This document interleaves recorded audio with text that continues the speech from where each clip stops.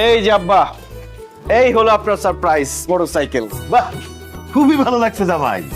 এই বাইক তুমি চালাইলে তোমার একদম নায়কের মতো লাগবে। ধন্যবাদ আব্বা, কিন্তু এই বাইকটা আমি চালাবো না, চালাবেন আপনি। আমি চালাবো মানে? জি আব্বা, আপনি চালাবেন, কারণ এই বাইকটা আমি আপনার জন্য কিনছি। এই নেন চাবি। কি বলে জামাই, তুমি তোমার শ্বশুরকে বাইক দিতেছো? জি আম্মা জান।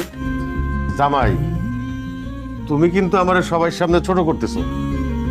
তুমি আমার মেয়ে জামাই, কোথায় আমরা তোমার মোটরসাইকেল দিব, মোবাইল দিব, তা না উল্টা তুমি আমাদেরকে মোটরসাইকেল দিতেছো, মোবাইল দিতেছো, কারণটা কি? মহসিন ভাই, আপনি কি মানুষ না অন্য কিছু কোন তো? হ্যাঁ, আরে কয়দিন আগে আমি আমার শ্বশুরের কাছ থেকে মোবাইল, টিভি, ফ্রিজ নিলাম, আর উল্টা আপনি আপনার শ্বশুরে এগুলো দিতেছেন। ঘটনা কি কোন তো? নমন ভাই দেখেন, আজকে যদি আমার আব্বা বেঁচে থাকতো আমি কি ওনাকে দিতাম না? আজকে যদি আমার আম্মা বেঁচে থাকতো আমি কি আমার আম্মাকে দিতাম না?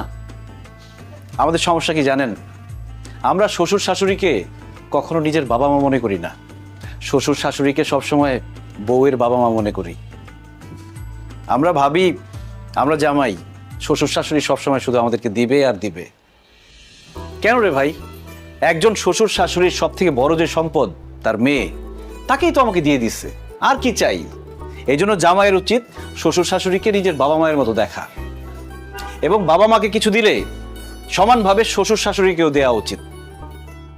বাবা মাকে খুশি রাখা যেমন একজন ছেলের দায়িত্ব, তেমনি শ্বশুর শাশুড়িকে খুশি রাখা তার মেয়ের জামাইয়ের দায়িত্ব। আর তাহলেই সে সত্যিকারের মানুষ। আব্বা, আম্মা, আমার কাছে টাকা পয়সা, স্বর্ণ গয়না এগুলো মূল্যবান না, আমার কাছে মূল্যবান হচ্ছে দোয়া আর ভালোবাসা। তাই আমি আপনাদের কাছে টাকা পয়সা, স্বর্ণ গয়না এগুলো কিছুই চাই না, আমি চাই সবসময় আপনাদের দোয়া আর ভালোবাসা।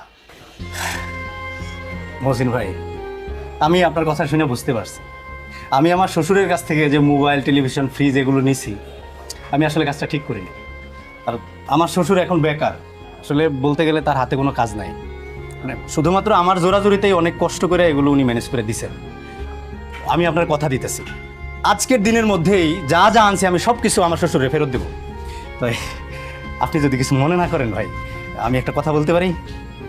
আরে এই যে আপনার যে উপহার দেওয়া মোটরসাইকেলটা সহ আপনার শ্বশুর শাশুড়ির সাথে আপনার সাথে আমি একটা ছবি তুলতে পারি? ছবি তুলবেন কেন? এই ছবিটা আমি ফেসবুকে পোস্ট করব, আর ক্যাপশনে লিখবো যে সকল জামাইরাই শুধু শ্বশুরদের কাছ থেকে নেয় না, কিছু কিছু জামাই আছে যারা শ্বশুরদেরকে দেয়ও। আমার এই পোস্ট দেখে যেসব জামাইরা শ্বশুরদের কাছ থেকে শুধু নেয়, তারা একটু হলেও বুঝবে যে তারা এই কাজটা ঠিক করছে না। ঠিক আছে, তুলেন। জি আব্বা আসেন।